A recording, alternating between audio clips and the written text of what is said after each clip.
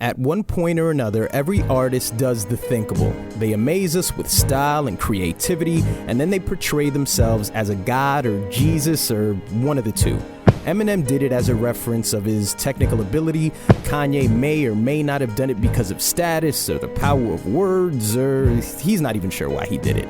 And Nas tied himself to a cross because apparently you all hate him. This happens because of belief. We long for a savior. We always believe that our music should be protected from something, perhaps the very materialistic images that Kendrick is presenting in this Humble video. But this is some monotheistic shit. You have to be socially aware, someone who's lyrical, someone who has an artistic touch, an appreciation for the classics and the legends that came before, a good role model to children, and from a shallow standpoint, somebody with commercial success so we can validate them to corporate America. Kendrick is now in that slot. What's interesting is that you can get all these qualities if you divided this list among 3 to 4 artists, but we want one. Pay close attention to the thumbnail.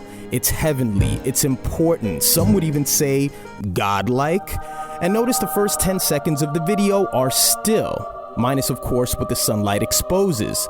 The thumbnail presents what one would expect to be a monumental song, some Macklemorian statement with an angelic chorus about being a good person and projecting a humble attitude.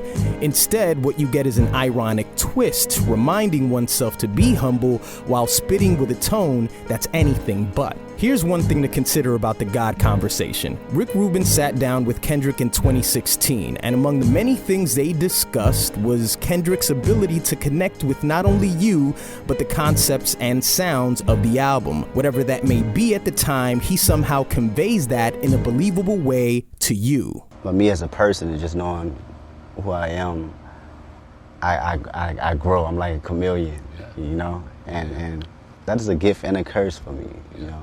But more so a gift, because it never pertains me to put me in a box.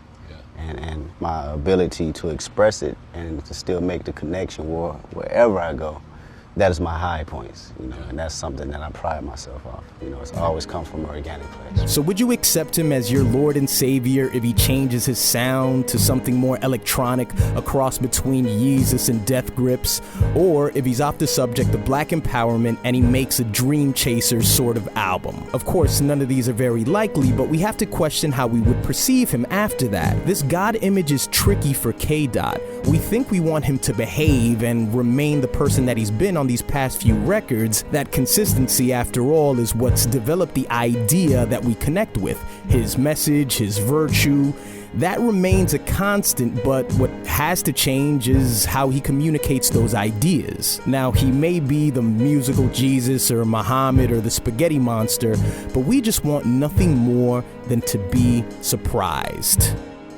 Or you know what, fuck it, I do. How about that?